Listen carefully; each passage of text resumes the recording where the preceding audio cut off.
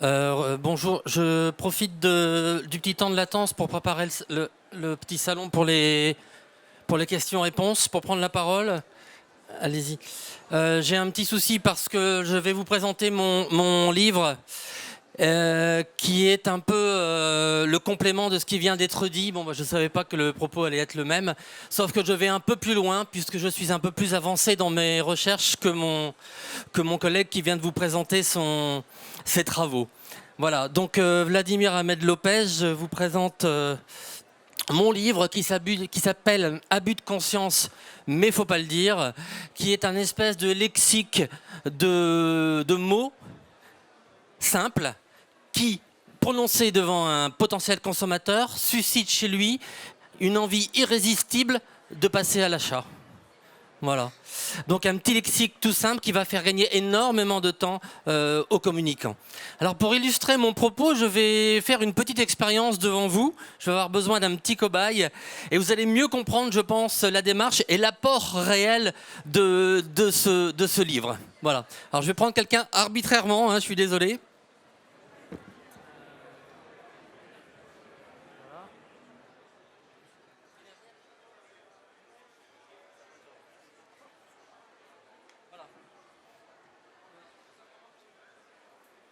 Donc voilà, on peut applaudir le volontaire. Bravo. Mettez-vous comme ça. Voilà. Alors, j'ai ici une petite machine. Voilà. Alors, comme je le disais, vous étiez en train de faire le tour. Mais j'ai un peu avancé par rapport aux travaux que vous avez exposés. Je suis désolé. Donc, j'ai ici une petite machine que j'appellerais une machine d'introspection neurosensitive, qui est un espèce de... Vous vous plaignez du manque d'IRM dans notre pays. Eh bien, c'est un espèce d'IRM de poche qui fonctionne comme ceci. Excusez-moi, je manipule, j'ai pas d'assistant.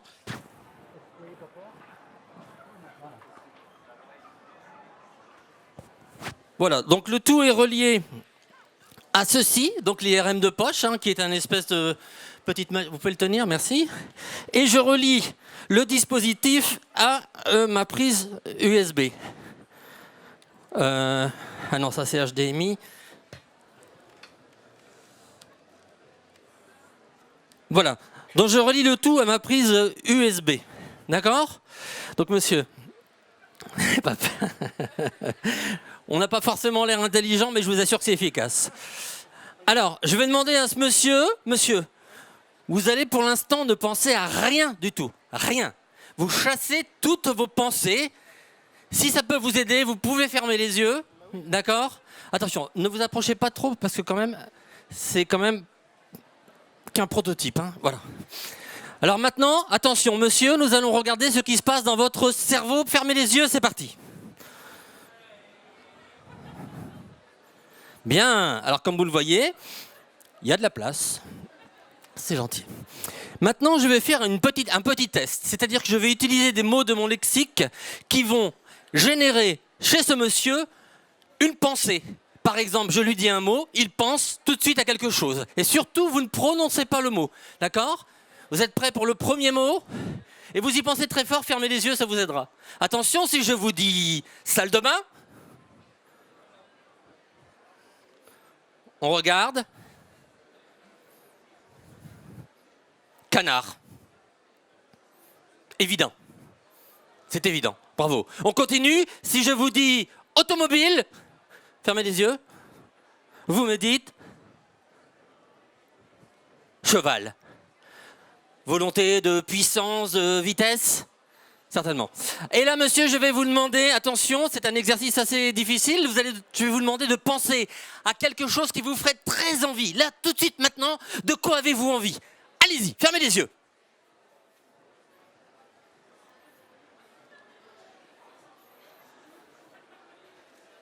Ah. Alors, monsieur, apparemment, a un désir d'évasion. On reconnaît, je pense, une île déserte, des palmiers. Ça doit être ça? C'est ça?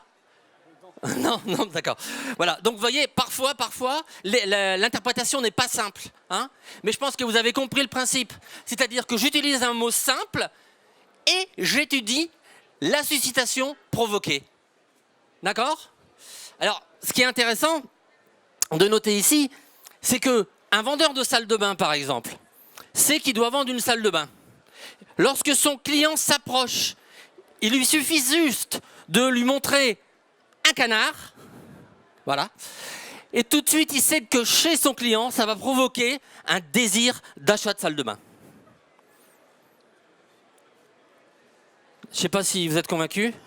Voilà. Alors si vous voulez, on peut se voir après, je vous expliquerai un petit peu ma méthode. En tout cas, vous voyez, vous imaginez le temps gagné et l'efficacité gagnée avec cette petite machine d'introspection de neurosensitive. Vous pouvez me retrouver au stand rouge Cultura avec mes collègues écrivains et je dédicacerai également mon livre si vous le souhaitez. Voilà, je vous remercie pour votre écoute.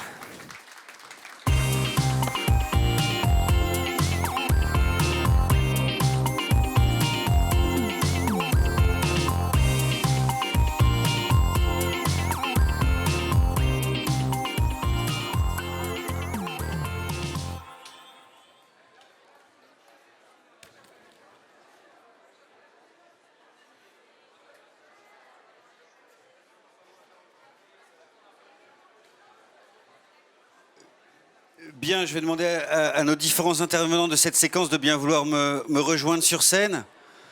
À la fois Monsieur Lobinia, Monsieur Petre, Monsieur Réouillot, ainsi que Monsieur Veloff.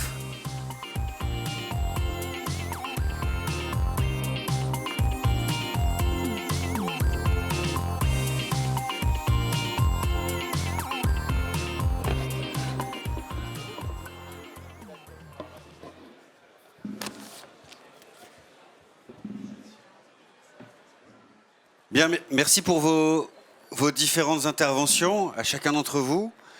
Je vais commencer par rebondir sur l'intervention de Monsieur Veloff. Vous qui avez l'envie de sauver la communication, j'ai bien compris votre ouvrage, c'est plutôt l'ambition, c'est ça, hein. Pour vous rapprocher de notre thème un petit peu, est-ce que vous pensez que l'émotion peut sauver la communication, ou en tout cas l'approche par l'émotion ? Je ne sais pas si je veux sauver la communication, mais en tout cas, mieux la faire comprendre, mieux qu'on comprenne la communication, à quoi elle sert, et puis de voir qu'elle est véritablement quelque chose assez indispensable. Avant, je pensais que je faisais un métier finalement un peu superficiel, et puis finalement, je me suis rendu compte en écrivant ce livre que ce métier était juste aussi nécessaire que même les professions de santé, parce que grâce à la communication, on a pu sauver des vies. Donc c'est aussi important, et donc je le situe au même niveau, absolument. Alors l'émotion, pour rester dans le sujet, effectivement, l'émotion, j'en ai parlé tout à l'heure, l'émotion c'est une des 3 composantes de la communication, c'est-à-dire on ne peut pas créer d'intention si on ne s'adresse pas aux émotions, c'est complètement essentiel, mais ce n'est qu'une des 3 composantes. Il y a une autre composante qui est très importante, qui est celle de la confiance. Il y a celle de la stimulation du comportement, mais celle de la confiance, je trouve que c'est celle qui est le moins souvent traitée, et c'est celle qui devient, à mon avis, de plus en plus essentielle. Parce qu'au-delà d'avoir de l'intention, parce qu'on a un lien affectif avec une marque, il faut pouvoir lui faire confiance, à la fois dans l'entreprise qui produit cette marque, dans la marque elle-même. Et on va beaucoup aujourd'hui, non pas seulement se soucier du lien émotionnel que l'on a avec cette marque, mais aussi de ce que les autres en disent. En fait, on est arrivé à la communication des pairs, entre pairs, peer-to-peer, ou people-to-people, c'est-à-dire aujourd'hui, si je vais sur booking.com ou si je vais sur Airbnb, je vais avoir autant d'intérêt, si ce n'est plus, pour quelqu'un qui recherche la même chose que moi, qui a vécu la même chose que moi, que quelqu'un qui est un expert en tourisme ou expert en loisirs, qui va me dire cet hôtel ou ce restaurant ou cette chambre est bien, eh bien j'aurais tendance à plus écouter quelqu'un qui a les mêmes préoccupations que moi, que quelqu'un qui se positionne comme un expert. Tout ça, on est dans le registre de la confiance qui est complètement complémentaire à celui des émotions, et l'un ne va pas sans l'autre. Donc finalement, vous recadrez un petit peu les choses en nous disant que l'émotion est prépondérante. Peut-être qu'elle prend un peu plus de place qu'auparavant, mais il y a un équilibre entre l'émotion, la raison, la confiance. Vous avez raison de parler d'équilibre. Je ne crois pas qu'elle est prépondérante. Je crois qu'elle est essentielle comme la confiance. Les deux sont aussi essentiels l'un que l'autre. Alors, effectivement, là, je trouve qu'on fait beaucoup de progrès aujourd'hui dans le sujet de l'émotion. J'étais vraiment très intéressé par vos autres intervenants qui approfondissent des sujets que, pour ma part, je n'ai pas aussi approfondis. Donc, j'ai appris des choses aujourd'hui vraiment intéressantes. Mais ce n'est qu'une partie. Donc, vous avez raison de parler d'équilibre. Et aujourd'hui, arriver à créer la crédibilité d'une marque, la crédibilité d'une entreprise est tout aussi important. Et dans certains cas, il est même plus important en fonction du secteur dans lequel on va se traiter, de telle ou telle marque, qui aura peut-être un déficit de confiance. Vous savez, la confiance, c'est pas un plus, c'est pas un nice to have, comme on dit. Ça peut être mortel de ne pas avoir de confiance. Il y a des entreprises comme Andersen, quand ils ont eu un déficit de confiance, on est dans le domaine B2B là, mais quand ils ont eu un déficit de confiance, en 6 mois, cette entreprise a été à genoux. C'était une des plus belles entreprises mondiales. En 6 mois, elle était à genoux. On a pu le voir dans d'autres marques qui ont failli être à genoux en 6 mois. Donc le lien émotionnel est essentiel, bien sûr, je ne dirai jamais le contraire. Par contre, ce n'est qu'une des deux composantes. L'autre composante, c'est le lien de confiance que vous allez pouvoir avoir avec la marque. La connexion émotionnelle peut s'avérer fondamentale, mais elle n'est pas suffisante en tant que telle et elle doit Absolument. être nourrie par d'autres aspects. Ce qui me donne envie de rebondir vers vous, Patrice Lobignat. Je suis à l'autre bout, c'est ça. Pardon ? Je suis à l'autre bout de la table. À l'autre bout, voilà, je renvoie la balle. Non pas qu'il y ait une distorsion entre les marketeurs et les communicants, je pense qu'on peut parler de marketing communication, mais directement j'ai envie de rebondir sur vous en vous demandant si finalement l'émotion, c'est la nouvelle formule miracle pour la relation client. Vous avez écrit un ouvrage sur le sujet. Est-ce que quelquefois ça vous arrive de trouver des limites à cette approche ? Là, j'ai envie de dire non, mais mais en fait non. L'émotion, c'est la base de la relation. De toute façon, c'est la base de la communication. Donc on va toujours dire ça. Mais je suis d'accord avec Thierry Valoff pour dire que c'est pas suffisant. Donc c'est l'entrée en relation. Ça ne suffira pas à faire la confiance. La confiance, c'est autre chose. La confiance, ça se nourrit, enfin, ça se bâtit autour de l'expérience. Et on peut pas, même si l'expérience se traduit par de l'émotion, l'expérience est réelle. En fait, c'est pas juste quelque chose comme ça d'inconscient ou même de conscient. C'est-à-dire que on a vu tout à l'heure la démonstration qu'on a des émotions inconscientes dans certaines situations. Mais l'expérience, on la vit. Enfin, c'est ce qu'on montrait aussi avec Daniel là sur le vélo tout à l'heure. Ça procure une émotion, mais c'est l'expérience qui procure l'émotion.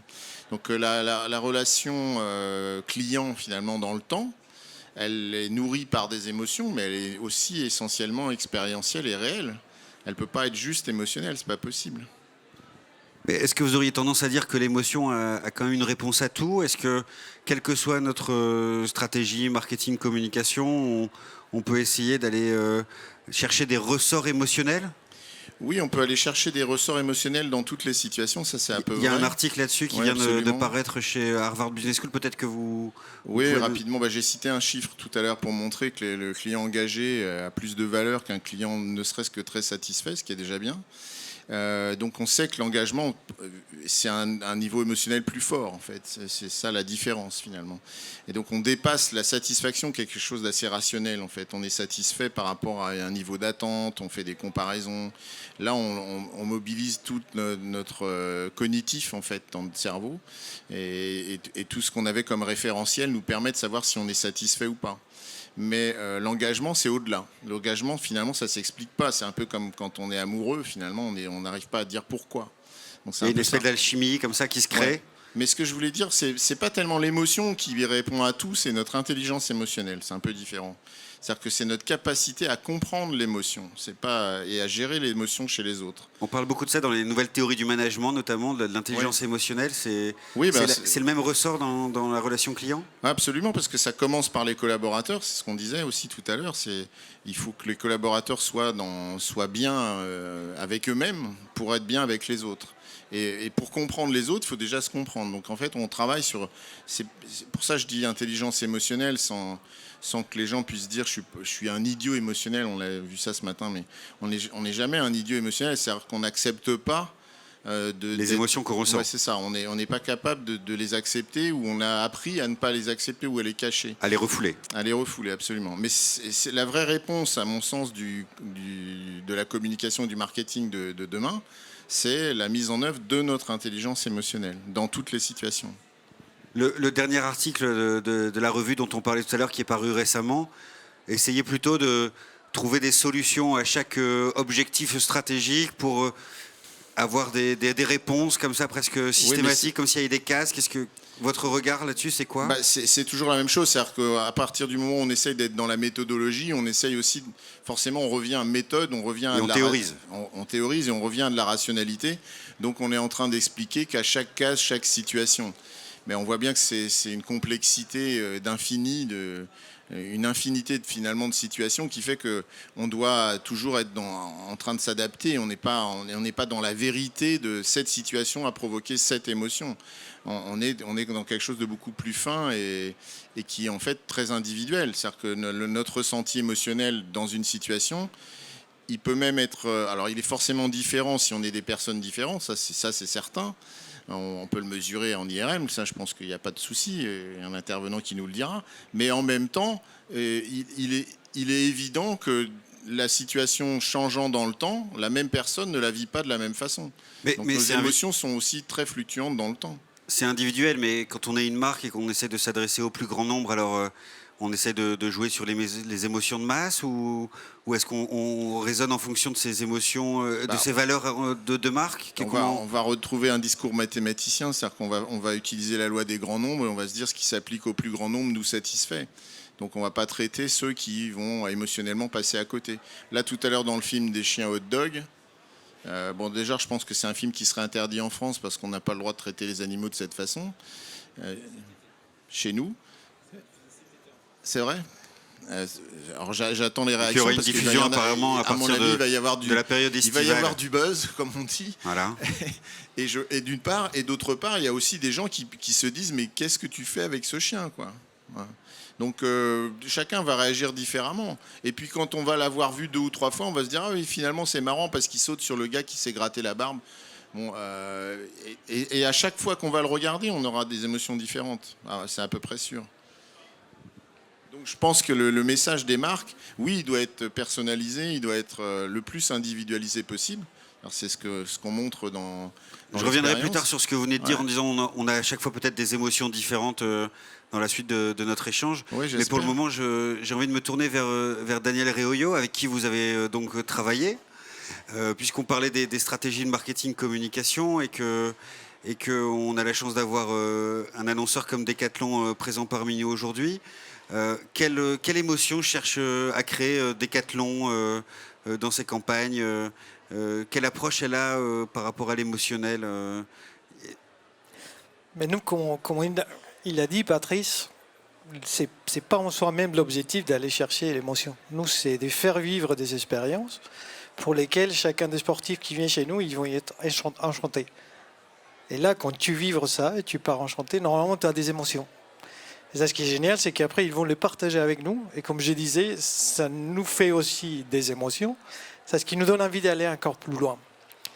Donc, c'est plutôt une conséquence par rapport à ce qu'on aimerait bien faire vivre. Après, donc, finalement, la stratégie de Decathlon, c'est d'être le vecteur de l'enchantement, de la pratique sportive, pour être celui qui accompagne vers le moment partagé, le moment vécu, le moment ressenti, ouais, c'est ça? C'est plutôt ça, oui. Aujourd'hui, par exemple, on commence à travailler sur des expériences clients et sportifs acteurs. Donc, il y a des personnes qui n'ont jamais essayé de faire la plongée. Nous, on va donner cette possibilité de faire découvrir la plongée à travers des décathlons.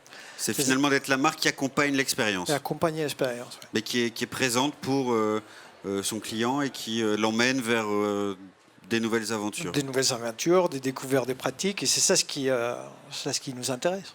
Et ça, après, ça crée des émotions. Et on verra les conséquences. C'est l'idée que l'émotion va créer du lien social, en fait. Donc on retrouve la valeur de la communication, chère à Thierry, qui est de dire la communication, ça sert à ça sert à créer du lien entre les gens. Et c'est ça l'émotionnel, en fait. Les émotions vécues, ressenties dans l'expérience, créent du lien entre les gens. Et donc de la communication, puisqu'ils se parlent à nouveau, ils échangent des choses. On retrouve aussi la notion de contenu, finalement, puisqu'on est le vecteur vers le contenu, vers la pratique en tant que telle. Et du coup, c'est quelque chose qui doit être plutôt calqué pour les autres marques. C'est plutôt quelque chose qui doit... méthodologiquement, on parlait de méthodologie tout à l'heure, qui doit être appréhendé de la même façon par les autres marques. Ils doivent être des vecteurs ou ils doivent être des déclencheurs d'émotions directes comme ça? Je pense que les marques doivent être des déclencheurs d'expérience, des créateurs d'expérience et donc en conséquence d'émotions. Et en conséquence encore de lien social. Donc l'émotion n'est finalement qu'une conséquence dans l'ensemble de ces cas. Donc l'émotion n'est finalement qu'une conséquence dans l'ensemble de ces cas. Oui, il faut pas le voir comme il faut mettre de l'émotion dans la com, en fait. Ça, c'était une évidence depuis le départ. Enfin, ça a été rappelé. Et c'est évident que la communication, c'est émotionnel. Il y a pas de doute là-dessus. Mais c'est pas une stratégie. Ce qui est intéressant, pardon de reprendre là-dessus, ce qui est intéressant dans l'exemple Décathlon d'ailleurs, c'est que l'émotion, elle est à la fois dans la création d'intention et à la fois dans le vécu de la relation avec le client. C'est-à-dire qu'on est à la fois dans le côté confiance, en même temps que dans le côté image et création d'intention. C'est-à-dire que ce que l'on promet au travers de la communication publicitaire de Décathlon, on le retrouve ensuite dans l'expérience en magasin et dans l'expérience dans la relation avec le client. Et là, c'est de l'émotion qui va pas simplement être utilisée en tant que déclencheur à un certain moment et après on verra plus du tout quelle sera la relation avec la marque, mais qui sera accompagnée tout au long de l'expérience client, comme l'a rappelé. J'ai l'impression que si je remplaçais le mot émotion par sensation ou sensationnel, vous tiendrez le même discours, c'est ça ? Ah, j'ai l'impression que non, au contraire, justement, je dirais justement, l'émotion est intéressante quand elle est à l'origine et quand ensuite elle accompagne. C'est pas forcément le sensationnel, c'est-à-dire que c'est pas antinomique. Le sensationnel peut faire partie des émotions, mais c'est qu'une des émotions parmi toute la gamme d'émotions. Justement, vous citiez l'exemple de l'Harvard Business Review qui fait état de tout un panel d'émotions, dont un certain nombre assez limité d'ailleurs finalement concerne la communication marketing et sont exploitables, mais il y a une largeur d'émotions qui est assez importante et qu'on peut exploiter. Très bien. Arnaud Pêtre, vous avez une approche un regard assez atypique, assez particulier. Vous avez entendu les autres intervenants. Est-ce qu'il y a des réactions que vous avez envie d'avoir comme ça de prime abord ? Moi, je suis relativement d'accord avec ce qui a été dit. Donc, j'ai expliqué que les émotions étaient au centre de la décision. Mais non, c'est vrai que dans les émotions, j'ai montré aussi qu'il y avait une certaine partie inconsciente. Là où je suis un peu moins d'accord, c'est que dans les émotions inconscientes, on est plutôt tous relativement égaux. C'est-à-dire, si je prends une publicité et que je m'intéresse à ces émotions inconscientes, les insectes pour Coca-Cola, par exemple, la peur et le dégoût que ça peut provoquer, susciter, sur 100 personnes, les 100 vont avoir la même réaction, y compris si je leur montre 100 fois la publicité. Votre inconscient, c'est pas qu'il a vu déjà 99 fois. Donc à la 100e vision, il va retraiter ce message de la même façon. Par contre, c'est pas un phénomène tout ou rien. Donc il n'y a pas que l'émotion, la conscience reste là, les émotions conscientes aussi. Et donc finalement, il y a un dialogue permanent. Et donc dans une décision, dans une relation avec un client, il n'y a pas que de l'émotionnel, il y a du rationnel. Si derrière le produit est déceptif, décevant, simplement la personne va se dire je l'ai acheté, je suis déçu, j'ai une mauvaise expérience client et je n'en achèterai plus. Et ça, c'est très conscient et ça peut inhiber toutes les émotions que vous avez essayé de générer. Donc c'est pas tout que de faire des émotions. Derrière, il faut des bons produits quand même quelque part, une bonne façon d'en parler, une bonne relation avec le client. Et puis après, il y a un autre problème, c'est qu'il n'y a pas une bonne émotion. La peur, ça peut être très porteur. Le plaisir, des émotions plus sexuelles, c'est très fréquent en publicité, des choses sexuées. Le dégoût, l'appétence, le plaisir du bon manger. Hein, quand on voit quelque chose, une glace Magnum, là, vous la voyez, vous avez envie de la manger. C'est une émotion dans votre cerveau quelque part.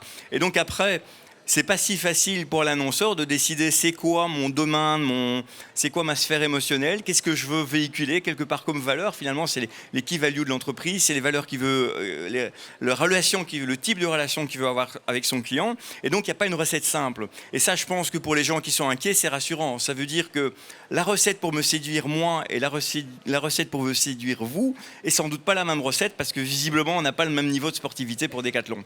Donc, quelque part, ça, c'est pas si facile parce qu'après, il reste toutes les thématiques marketing. Les gens ne sont pas les mêmes, ils n'ont pas la même expérience, ils n'ont pas la même connaissance. Et donc, ça va être très difficile de trouver une émotion qui, quelque part, va satisfaire tout le monde. Même si cette émotion, notre cerveau, de la peur, peut la vivre. Mais la peur, c'est intéressant chez un ado qui cherche des relations de peur, c'est peut-être moins intéressant chez mes parents. Donc, Coca-Cola doit faire un choix.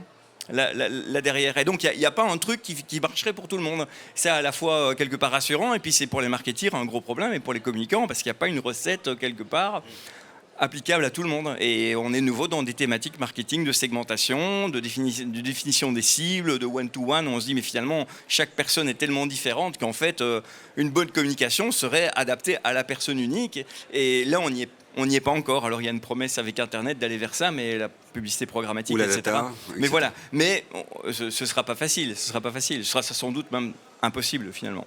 Bon, question peut-être un peu plus compliquée. Monsieur Velov parlait tout à l'heure de récurrence, de fait d'avoir une accoutumance. Monsieur Lobinia parlait des ressorts émotionnels. Est-ce que si demain toutes les stratégies de marketing communication des marques s'appuient sur l'émotionnel, est-ce que ces stimuli ne risquent pas à un moment donné de créer une usure ou une overdose? Je ne sais pas comment bien formaliser ça, mais en tout cas, à force de stimuler ça, est-ce que l'inconscient ne s'habitue pas à ces réactions émotionnelles et ne les traite pas d'une manière, j'allais dire, vulgaire, de manière et inefficace? Donc du coup, pour les marques, est-ce qu'il n'y a pas ce risque-là aussi de tous s'embarquer vers de l'émotionnel pour l'émotionnel et pour l'analogie que j'essayais de faire tout à l'heure avec les médias, à partir sur le sensationnel à tout prix Bon, c'est un risque. On sait très bien, dans les années 80, on voulait vendre un pot de yogourt, on mettait une femme nue. C'était la mode. C'était voilà. Tu veux vendre un truc, tu mets une nana à poil et ça va marcher. Donc il y a cette tendance à se dire on y va tous, on va tous dans la même direction. Moi, j'y crois pas trop. Je pense qu'on restera toujours dans l'émotionnel, on l'a toujours été. Et maintenant, même quand vous regardez une publicité rationnelle, ce qui moi m'intéresse, c'est pas qu'elle est rationnelle, c'est quel est le vécu de la personne qui la regarde. Et en fait, quand moi je montre une équation à un mathématicien, pour moi c'est très rationnel, c'est boring, c'est embêtant, j'y comprends rien. On a vu un médaille field, quand le gars il parle, moi je comprends rien. Ce qu'il raconte, je comprends pas, ça m'évoque rien. Par contre, pour un mathématicien, le même message va évoquer quelque chose de très émotionnel, parce que lui il va avoir une beauté là-dedans. Et donc quelque part, je veux dire par là, si on prend une publicité allemande des années 80 pour une marque de véhicules allemands, où on te dit cette voiture elle consomme pas beaucoup, elle a un moteur comme ça, elle a 4 portières et une garantie de 2 ans, c'est plutôt rationnel. On n'est pas dans l'émotionnel, les beaux paysages, la très jolie fille qui descend de la voiture. Mais en fait, la personne qui reçoit cette publicité et qui est quelqu'un qui est un peu sur un pôle rationnel, l'économie d'essence, la qualité, etc., lui va en fait percevoir une émotion suite à ce message-là. Et donc quelque part, je pense que même derrière un discours rationnel, il peut y avoir un ressenti émotionnel de la personne qui l'aurait compris. Le problème, c'est qu'on est tous différents. Donc moi, ce discours-là va peut-être m'embêter sur une voiture, mais d'autres personnes, ils vont l'apprécier. Et là, c'est à la marque de faire des choix en se disant, mais vers où on veut aller? Et c'est pas des choix faciles. Et c'est des choix toujours douloureux. En général, quand on va dans un sens, mais on va pas dans l'autre. On peut pas aller dans les deux sens à la fois. Mais donc, je pense que le ressenti, même derrière un message rationnel, peut être émotionnel. Et moi j'ai plein d'exemples de publicité relativement... Enfin, malheureusement, j'ai pas pu vous montrer le truc pour les assurances, mais... C'est quand même un type qui parle d'assurance, c'est quand même plutôt rationnel. Mais voilà, il y a des gens qui vont avoir un ressenti très émotionnel, d'autres qui vont avoir un ressenti rationnel en se disant, mais bon, voilà, c'est pas si compliqué l'assurance, je vais aller voir sur le site. Ça dépend de qui le reçoit. Et donc derrière, il y a un choix de l'annonceur en se disant, mais qui je vise, qu'est-ce que je veux communiquer, qu'attend cette personne de moi, est-ce qu'il m'associe avec quelqu'un de rationnel ou pas, ou d'émotionnel. Et là, il y a des choix à faire. Mais je pense qu'il y a quand même, au final...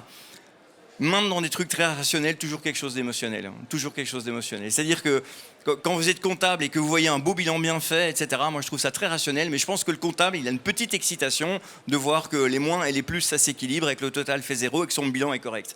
Et je pense qu'il a... j'espère pour lui, autrement je ne comprends pas. Voilà. Mais vous parlez toujours de... j'ai l'impression que votre approche est toujours très individualiste, enfin très individuelle, très micro. Est-ce qu'on peut aussi avoir une analyse au niveau macro? Je reprends votre exemple.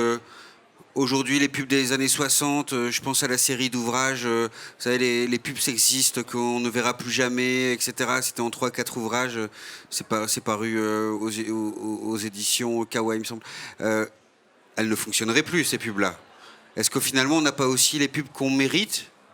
Est-ce que... on n'est pas à l'image, les émotions qui sont véhiculées par la publicité ne sont pas aussi à l'image de la société dans laquelle on vit? Oui, il y a des codes qui changent. Donc les émotions de base sont les mêmes, mais les codes pour atteindre ces émotions sont plus les mêmes.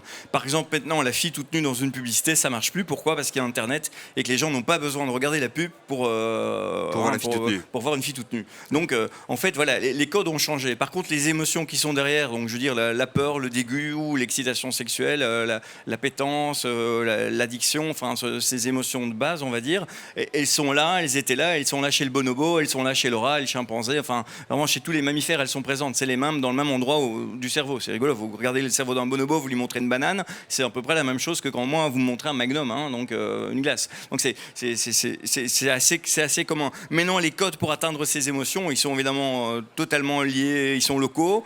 Et quand moi, je travaillais beaucoup en Chine, et franchement, les Chinois, les codes sont très très différents. Donc il y a des choses qu'on pourrait faire ici qu'on ne peut pas faire en Chine et vice versa. Et c'est assez différent. Maintenant, ils ont les mêmes émotions, mais les codes pour arriver à véhiculer ces émotions-là ne sont pas du tout les mêmes. Et donc ça, on n'est pas les mêmes. Hein. Il y a une dimension culturelle. Il y a une aussi dimension là-dessus. culturelle très forte. Oui. Donc que ce soit dans historique ou géographique, il y a une dimension en culturelle termes d'âge aussi. forte Voilà. là-dessus. Mes parents n'ont pas les mêmes codes pour atteindre des émotions.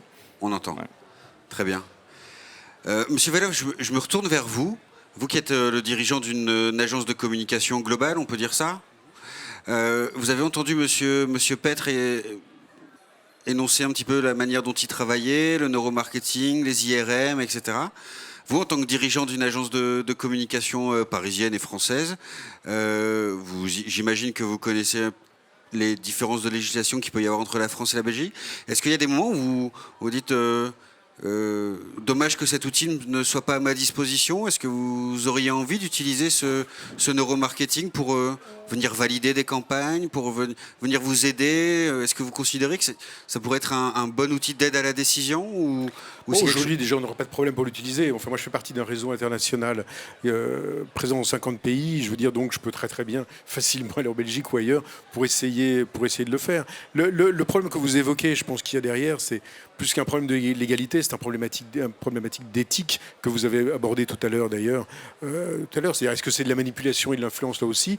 Vous avez parlé, moi je crois qu'il y a une question de zone grise, c'est-à-dire que clairement il y a de la manipulation parfois, et là celle-là je crois qu'il faut l'écarter complètement pour être dans l'influence. Et bien sûr, c'est jamais aussi simple que ça. Parfois, il y a une zone grise dans laquelle on peut se poser la question de savoir si on est dans l'influence ou dans la manipulation. Et c'est vrai que si on se dit, je place la marque Heinz au moment où il y a un pic émotionnel, effectivement, là, on rentre dans la zone grise, c'est-à-dire on est limite dans la manipulation ou pas. Alors là où on ne l'est pas, et je suis d'accord avec vous, c'est clair, c'est quand même la marque qui dit je fais ça pour que vous vous incitez à acheter mon produit. Donc là, clairement, on est dans l'influence et pas dans la manipulation. Mais on sent bien qu'on rentre un petit peu dans la zone grise et que moi, en tant que consommateur, je me dis, est-ce que j'ai envie de me faire un petit peu manipuler comme ça, finalement, et un petit peu le faire? Moi, ça ne me pose pas de problème, parce que je me dis, finalement, chaque fois que je vais quelque part, quelqu'un essaye de me séduire. Je vais dans un restaurant, on essaye de m'inciter à prendre un plat plutôt qu'un autre, et finalement, je préfère. Je m'en souviens, j'avais juste une petite histoire. Un jour, j'étais assez jeune, je ne devais pas avoir 20 ans, j'étais sur un marché, vous avez ces marchands de poêles sur les marchés, avec qui vous dit, je vous mets une poêle, je vous mets une deuxième poêle, je vous mets une troisième poêle, je vous mets une éponge, je vous mets tout ça. Vous pensez que c'est 100 euros? Non, c'est pas 100 euros. 50 euros? Non, pas 50 euros. Non, 20 euros, pas 20 euros. Et en plus, je vous mets cette casserole en plus, et l'éponge. Le type, quand il a terminé, je lui ai dit, vous êtes prêt? Il m'a dit, vous le prenez? J'ai dit, si vous recommencez, je le fais. Le type, il a tout recommencé. J'ai joué le jeu, je l'ai acheté. Mais ce que je veux dire, c'est qu'au travers de cette expérience, en fait, ce que j'aimais, c'est qu'on me vende. Donc, quelque part, on aime bien aussi se faire vendre un produit. J'aime bien que la publicité me séduise. J'aime bien qu'on essaye de me donner envie d'acheter. Parce que je n'achète pas seulement le produit, j'achète aussi de l'envie. C'est-à-dire, cette appétence dont vous avez parlé, on fait partie du plaisir que j'ai à l'achat. Donc, dans cette utilisation de l'émotion, de toute façon, on l'a toujours utilisé dans la publicité, c'est simplement un outil qui rend cette utilisation plus fine, plus efficace, je dirais. Mais il y a une chose que ça ne résoudra jamais, c'est de savoir comment créer cette émotion. Et là, on est dans l'acte créatif. Ça permet de savoir comment bien l'organiser, comment bien le structurer. Mais la création de l'acte créatif, ça reste un mystère, heureusement, j'allais dire. Vous savez, c'est un peu le phénomène qu'il y a sur les phases B des disques. Il est arrivé très souvent que vous lancez un disque, à l'époque c'était des disques 45 tours, maintenant c'est même plus des CD, c'est on les télécharge sur iTunes ou sur Deezer, ou on l'écoute sur Deezer ou autre. C'est que finalement le titre qui a été conçu, sur lequel il y a eu tous les efforts pour essayer de devenir un succès, c'est pas celui-là qui fait un succès, c'est la phase B qu'on avait mis comme ça pour combler, parce qu'il fallait 2 faces à l'époque, et c'est celui-là qui fait un succès. Donc il y a toujours une espèce de magie de rencontre entre un public, enfin un créatif et un public. Donc tous les outils que nous faisons, professionnels de la communication, qu'on soit en cabinet d'études, en agence ou même chez l'annonceur, c'est pour essayer d'affiner, essayer d'être plus performant, d'être plus pertinent, et aussi de l'être plus dans le long terme.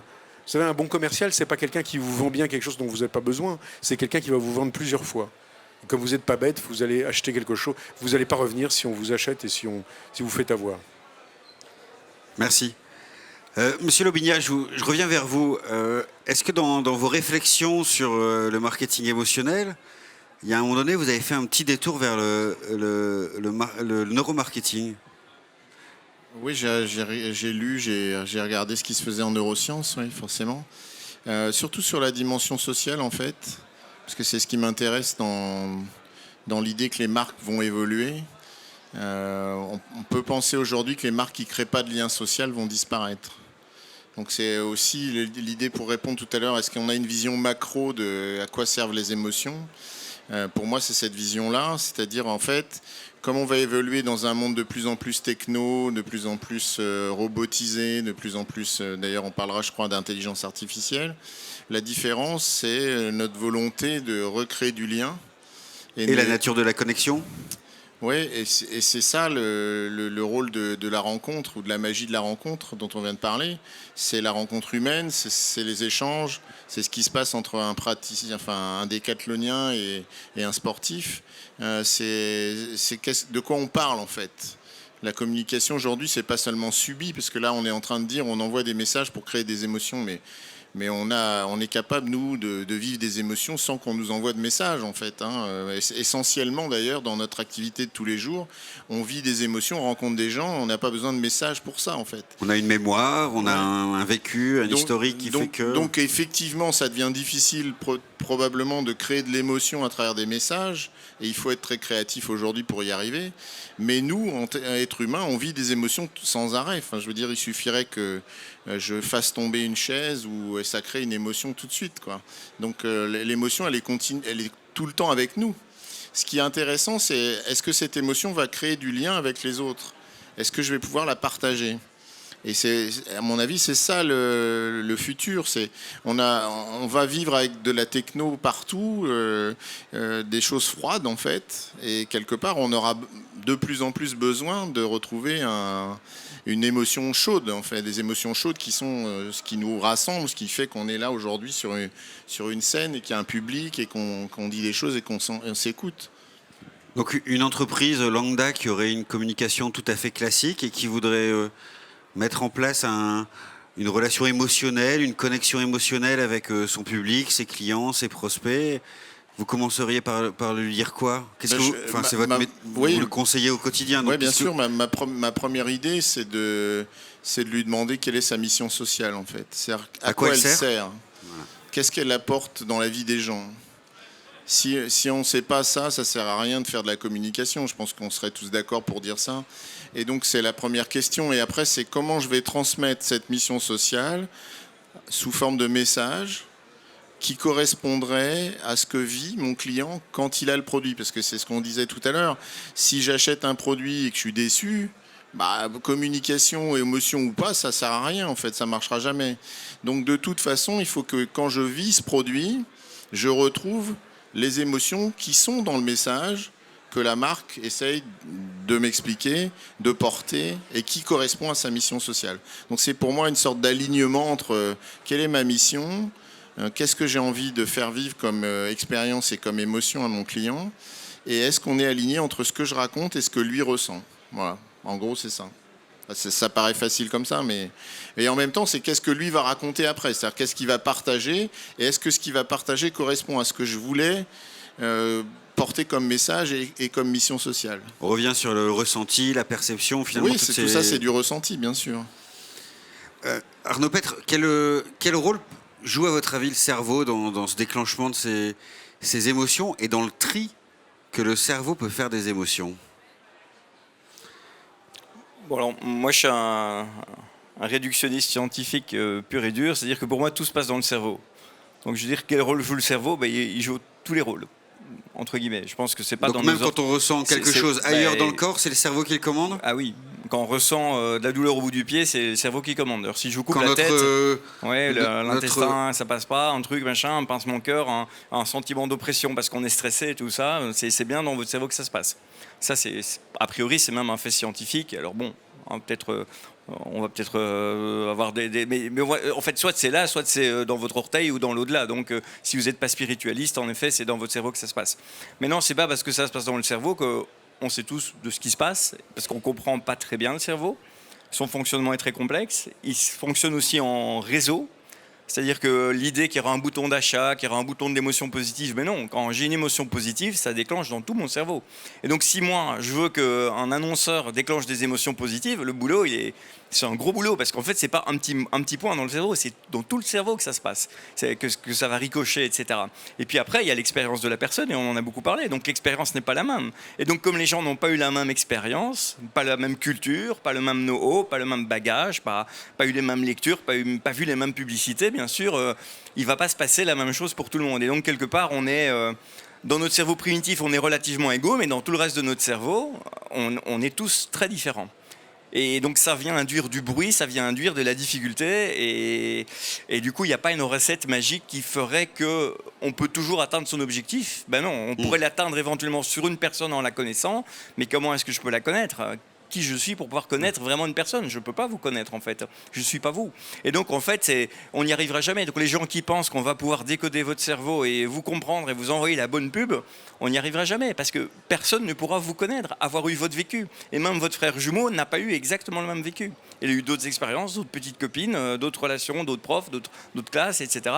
Et donc finalement, ça rend les choses plus complexes. Et c'est vrai que par simplification, on a toujours cette impression qu'on pourrait pousser dans des petits boutons sur le cerveau, le plaisir, l'excitation, le machin, et que ça va déclencher chez tout le monde la même chose, mais non, ça va pas déclencher la même chose chez tout le monde. Et puis en plus, on connaît mal tous ces petits boutons, et a priori, il y en a autant que de neurones, c'est-à-dire à peu près 100 milliards. Donc c'est un gros boulot de pousser sur 100 milliards de boutons. Oui. Donc je retiens qu'il y a une dimension quasiment sociologique, l'histoire, oui, la culture, l'éducation, tout à fait. etc. Et alors, on parlait du relationnel, de l'empathie. Par exemple, l'empathie, c'est très important dans notre cerveau. On n'est pas qu'égoïste, on n'est pas que sexué, on est aussi des êtres empathiques. On a une image de soi, par exemple. Et donc tout ça, ça vient mettre beaucoup de complexité. Par exemple, l'image de soi, nous, on étudie ça beaucoup parce que c'est quelque part un peu une mesure de la force de la marque. Si une marque est bonne, elle me donne une image positive de moi-même, souvent en tout cas. Et bon, il y a des contre-exemples comme Benetton, etc. Et puis l'empathie, ça devient très très complexe parce que l'empathie, c'est le ressenti de mon cerveau, de l'émotion de quelqu'un d'autre. Donc c'est mon cerveau qui essaie de se mettre à la place du cerveau de quelqu'un d'autre au niveau émotionnel. Et donc là, ça devient de plus en plus compliqué parce que nos stratégies d'empathie ne sont pas les mêmes. Elles dépendent de notre culture, elles dépendent de notre famille, elles dépendent de... Voilà, moi je serais plus empathique pour quelqu'un qui parle français que je comprends que pour un gars que je comprends pas qui parle chinois. Je vais avoir plus difficile à partir. En plus, il n'a pas les mêmes codes pour me montrer qu'il est content ou qu'il est triste ou qu'il trouve ça ridicule. Enfin, moi, j'ai éternué en Chine et ils ont tous rigolé. Je n'ai pas compris. En fait, pour eux, ils sont très gênés quand quelqu'un éternue. Donc la façon de montrer qu'ils sont gênés, c'est de rigoler. Moi, je pensais qu'ils trouvaient ça rigolo. Donc, il y avait voilà. Donc, il y a des codes qui sont pas faciles, qui sont culturels, et donc on est tous différents. Donc, je pense que le grand fantasme de, on va tout décoder, on va avoir une réponse unique et ultime à tout problème marketing pour avoir une communication percutante, c'est du fantasme. Moi, je dis à mes clients, moi, je vais essayer de défendre les intérêts dont vous me dites que c'est les vôtres. Et puis c'est déjà pas mal. Dites-moi ce que vous voulez générer comme émotion, dites-moi ce que vous voulez que les gens en retiennent, dites-moi à qui vous vous adressez, et je vais essayer de faire quelque chose. Mais est-ce qu'il s'adresse aux bonnes personnes? Est-ce que c'est les bonnes émotions? Est-ce que le produit derrière va être satisfaisant? J'en sais rien. Et j'ai l'impression, est-ce qu'ils ont aussi toutes les variables de l'équation, pour revenir à l'image que vous véhiculiez tout à l'heure? Tout ça est une vaste équation finalement où il y a tellement de facteurs au niveau individuel qu'il n'y a pas de vérité absolue. Non. Qu'il y a des bons coups qui peuvent se faire, mais que finalement, chacun est différent et le message est perçu... Voilà. Et puis on retient la campagne Heinz ou la campagne Coca-Cola, mais des campagnes comme ça, il y en a 5 par an. C'est ça. Et des campagnes, il y en a des centaines tous les jours. Donc, et quelque part, on a aussi cet effet qu'on est en train de zoomer sur des cas d'école, entre guillemets. Bien sûr, c'est plus sympa de présenter des cas d'école, mais moi, je vous présenterai les pubs sur lesquels j'ai travaillé la semaine passée ou la semaine d'avant. Ça ne va pas faire rire grand monde, hein. Et c'est pas pour ça qu'elles sont mauvaises, parce que peut-être qu'elles vont quand même, mine de rien, aller chercher des émotions que souhaite l'annonceur par rapport à son client. Mais bon, voilà, ici on a un peu tendance à surestimer, je pense, l'impact à la fois de la pub, de la communication Il y a plein d'autres choses. Il y a le bon produit, il y a la bonne relation avec le client, il y a l'historique du client, il y a son pouvoir d'achat. Enfin, il y a plein de choses qu'on ne maîtrise pas et qui vont complexifier un peu le... Voilà. Donc le mythe pour moi du truc, on va pousser... Enfin, il y a des agences de neuromarketing qui disent ça, on va pousser sur le bouton d'achat. Enfin, c'est débile, quoi. Il n'y a pas de bouton d'achat et on ne peut pas pousser dessus. Il faudrait que je mette des électrodes à l'intérieur et que je les envoie en courant électrique. Et donc, c'est pas ça qu'on fait. On en a repéré quelques-unes. Ouais. Je retiens une phrase que vous... Pas juste à l'instant, mais juste auparavant, vous nous avez dit on ne connaît pas encore si bien le cerveau. Alors dites-nous, éventuellement, quelle surprise il pourrait encore nous livrer pour nous en dire un peu plus sur nos modes de fonctionnement ? Ça devient un peu un débat plus technique, mais on va dire la neuroimagerie, c'est 1992, le premier IRM fonctionnel humain. C'est très récent, c'est-à-dire que l'électroencéphalogramme, c'est 1875. Vous voyez le délai. Donc l'électroencéphalogramme, Nielsen vend ça depuis les années 50 en études de marché. Donc c'est très vieux, en fait, le neuro. Enfin, maintenant, on a mis le mot neuro, mais ça existe depuis très longtemps. Ipsos aussi, hein, en vend d'ailleurs en France. Pas de souci. Depuis longtemps. Mais donc le 92, le premier IRM fonctionnel. Et puis maintenant, il y a eu un tas d'expériences qui montrent que les émotions sont très au centre de nos décisions. Mais le problème, c'est que dans toutes ces expériences scientifiques, on demandait aux gens de faire des choses. De décider, de regarder, de calculer, de regarder une publicité, de goûter du Coca-Cola, de goûter du vin. En France, il y a eu des expériences. Ilke Plasman à l'INSEAD qui a fait des expériences, c'est que des bouteilles de vin, et on modifie le prix de la bouteille et on vérifie comment ça modifie le goût que vous percevez. Ça le modifie, bien entendu. C'est l'apport du prix qui vous dit c'est meilleur, donc vous le goûtez meilleur en fait. Et donc, mais tout ça, on est en train de faire des choses aux gens. Et puis en fait, il y a un scientifique qui il y a 2 ans a lancé une bombe qui est incroyable. Il dit mais en fait, là, sur ma journée, je passe combien de temps à prendre des décisions ? Même pas 1/1000 du temps de ma journée. Mais le moment, je pense qu'il y a des gens qui ont calculé ça sur des chefs d'entreprise, ils passent 10 minutes par jour à décider. Le reste du temps, ils font des choses, ils sont dans l'action ou ils font rien, mais ils décident pas. Et donc, en fait, on a zoomé sur la décision. Et donc, quand on zoome sur les décisions, on surpondère le rôle de l'émotion. Et maintenant, il y a des études qui sont en train d'arriver en disant, mais non, qu'est-ce qui se passe dans ta tête quand tu fais rien ? Tu sais toujours que t'es toi. Il se passe donc des choses. Tu sais toujours où t'es. Tu sais toujours comment tu t'appelles. Donc, il se passe un maintien de choses dans ta tête quand tu fais rien. Et ça, on s'y est jamais intéressé. Alors qu'en fait, c'est la situation la plus courante. Là, je suis en train de faire des choses, mais quand les gens écoutent, là, ils sont moins actifs. Et donc, ils sont pas dans un moment, je suis en train de décider, je suis en train de choisir, je suis en train de faire la pub, etc. Et donc, en fait, on a un peu surestimé probablement un certain nombre de facteurs parce qu'on a observé les gens dans un micro-moment de leur journée qui est le moment où ils décident et où ils font. Et finalement, là, ça a été une claque qu'on s'est tous pris parce qu'on s'est dit, oui, la plupart du temps, en fait, on fait rien, on regarde la TV et on fait rien. Et voilà, il se passe rien. Et donc ça s'appelle les modèles à l'état de repos. Et donc maintenant arrivent des nouveaux modèles à l'état de repos. Et on se rend compte que ces modèles sont encore plus dans un cerveau très en réseau. C'est-à-dire que là, ça devient en fait quand vous faites rien ou quand vous dormez, tout votre cerveau est activé, est en train de fonctionner. Et donc là, ça complexifie vachement les choses. Et cette idée qu'il y aurait des boutons émotion, sexe, machin, le neurone du parking. Et enfin, vous savez, on a même des blagues avec ça. En fait, ça fait exploser complètement cette notion modulaire du cerveau. En fait, tout le cerveau fonctionne, y compris quand on fait rien. Et ça, c'est plus compliqué. Et ça veut dire qu'en fait, là, au plus on avance, au plus ça se complexifie. Et au plus on se rend compte qu'on ne sait pas beaucoup de choses. C'est ça la science. Je passe du repos à celui qui est le représentant de l'activité physique, on va dire. Vous, chez Decathlon, une analyse par IRM du neuromarketing pour essayer d'aller comprendre un peu l'effet de vos campagnes, c'est quelque chose que vous auriez pu imaginer ? Je pense pas aujourd'hui. On essaye d'être beaucoup plus simple que tout ça. On se fixe sur l'expérience et quand on parlait que l'essence est rendre accessible le sport au plus grand nombre. À partir de là, on va créer tout. On va faire la communication pour ça, pour aider, pour donner des possibilités. Pour l'instant, on est plutôt là. Vous, monsieur Lobignac, je ne vous ai pas encore vraiment interrogé là-dessus. Vous m'avez dit que vous étiez un peu nourri quand même du neuromarketing, mais c'est quelque chose que vous avez envie d'investir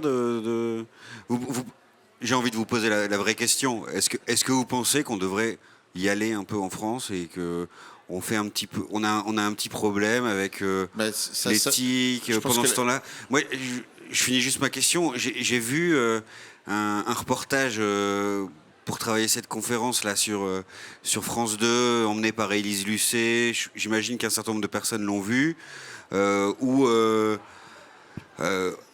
caricatures, etc. Et, Où j'ai été pendu en public. absolument, oui, c'était assez caricatural, on va dire. Est-ce que vous pensez qu'il y a un vrai problème d'éthique ou est-ce que pendant ce temps-là, comme disaient certains aussi dans le reportage, pendant que nous, les Français, on se pose des questions, les autres font du business? Alors, d'une part, oui, je pense que pendant qu'on se pose des questions, il y a des gens qui font du business. Ça, c'est toujours vrai. La deuxième chose, le problème d'éthique, c'est enfin, moi, je reviens toujours sur la même chose. Finalement, quelle est ta mission, quoi? L'éthique, c'est ça. C'est pas est-ce que je vais utiliser telle ou telle technique. Là, la réponse a été donnée déjà par Arnaud sur le fait qu'il n'y a pas de bouton magique, quoi, de toute façon. Donc mais c'est la même question tout à l'heure que sur l'article de HBR qui nous présenterait des solutions miracles. Mais il n'y en a pas, en fait. Mais évidemment, dans la com et dans le marketing, d'une part, il y a des gens qui vendent des solutions miracles. Qui disent appuie sur le bouton et ça va marcher. Bon, bah, ils font du business pendant que nous on discute. Et la deuxième chose, c'est l'éthique, c'est pas ça. L'éthique, c'est savoir pourquoi on fait les choses. C'est tout. Après, si effectivement aller faire un test en neuromarketing de ma campagne me permet de mieux comprendre les réactions des gens, mais pourquoi pas? Je veux dire, au contraire, si ça permet soit de valider mon idée créative, soit au contraire de l'invalider parce que je me rends compte qu'il y a des réactions que je n'avais pas imaginées, ben ça me fait progresser. Donc moi, je trouve que les outils, quels qu'ils soient, et celui-là est particulièrement intéressant parce qu'il s'intéresse à l'humain, forcément vont nous aider. Mais c'est pas ça qui va décider de l'éthique. L'éthique, c'est avant. Enfin, je veux dire, c'est pas dans les outils. Ça repose effectivement le problème, je rebondis sur ce que vous dites, ça repose le problème de où placer l'émotion dans le concept de communication. Je l'ai ébauché un petit peu tout à l'heure en parlant d'émotion, de confiance, enfin de création d'attention, création de confiance, création de comportement. Et vous avez dit quelque chose sur lequel j'ai envie de rebondir, qui est la notion de mission. Moi, il y a deux questions que je pose à mes clients. En tout cas ceux qui sont capables de l'entendre et de l'écouter. La première question que je leur pose, c'est à quoi ils servent et qu'est-ce qui manquerait au monde s'ils n'existaient pas? C'est une question qui est très difficile et alors j'ai parfois eu des réponses très particulières, mais par exemple Decathlon le répond en disant il manquerait une marque qui essaye d'apporter le sport au plus grand nombre, et c'est une réponse claire. Ça, c'est une mission. Club Méditerranée, il répond en disant c'est de créer le bonheur, de créer du bonheur. C'est important de se poser la première question. C'est la première question auquel il faut répondre, c'est quelle est la mission?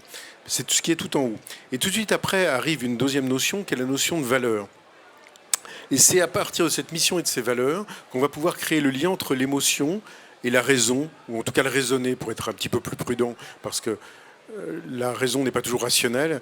Mais en tout cas, c'est la mission et les valeurs, parce qu'il faut comprendre les valeurs et comment les placer, qu'on va pouvoir faire le lien entre l'émotion et l'opinion, qui vont tous les deux créer avec l'histoire la réputation.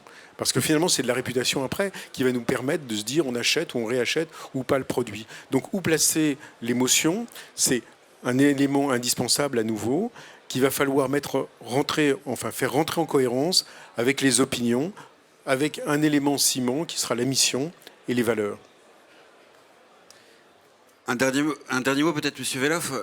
Vous étiez le président d'un syndicat professionnel, hein, c'est bien ça, oui. Le Syntec.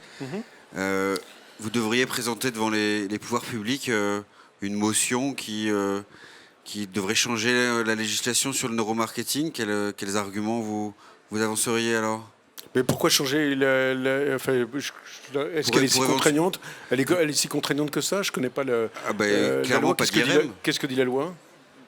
Bon, c'est technique, mais c'est plus compliqué parce qu'il n'y a pas d'IRM commercial. C'est-à-dire que si vous passez par un labo universitaire, vous pouvez le faire. C'est connu, ça a été d'ailleurs dans le reportage d'Élise Lucet. Il y a des labos, il y a des grands groupes français qui font appel à des labos. C'est-à-dire qu'en fait, ils font faire à des fonctionnaires mon métier.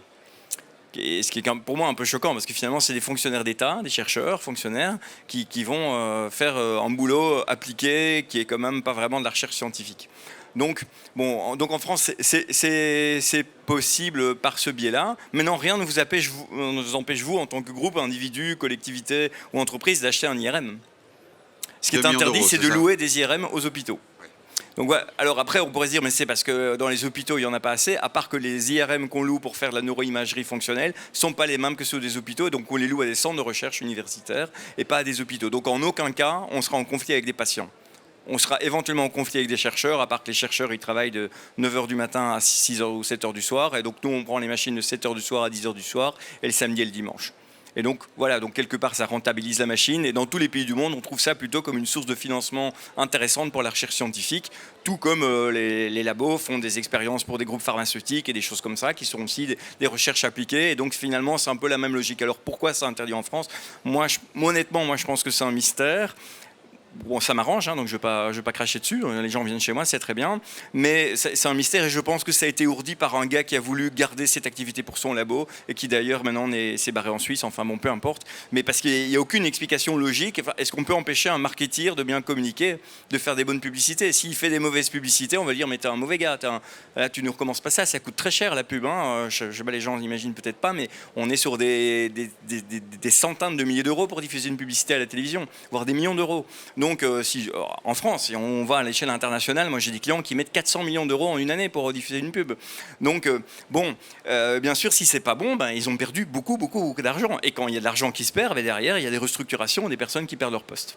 Ça, c'est, je veux dire, voilà. Moi, j'ai connu ça avec un parfumeur. Il y a eu vraiment des grosses structurations face à quelques lancements de produits qui ont échoué, des mauvaises campagnes de pub, des produits sans doute pas assez aboutis, peu importe. Mais voilà, derrière, ça fait des suppressions d'emplois. Et donc, est-ce que ça, c'est souhaitable ? Non. Est-ce que faire tout, n'importe quel prix pour dire on va gagner dans le business, c'est souhaitable ? Non plus. Mais moi, je ne pense pas qu'on fait n'importe quoi. On ne fait jamais que mesurer quelque chose dans votre cerveau. Votre cerveau n'est pas le même que le mien, on n'a pas le même bagage. Et donc, quelque part, ça reste un métier compliqué et il restera demain un métier compliqué.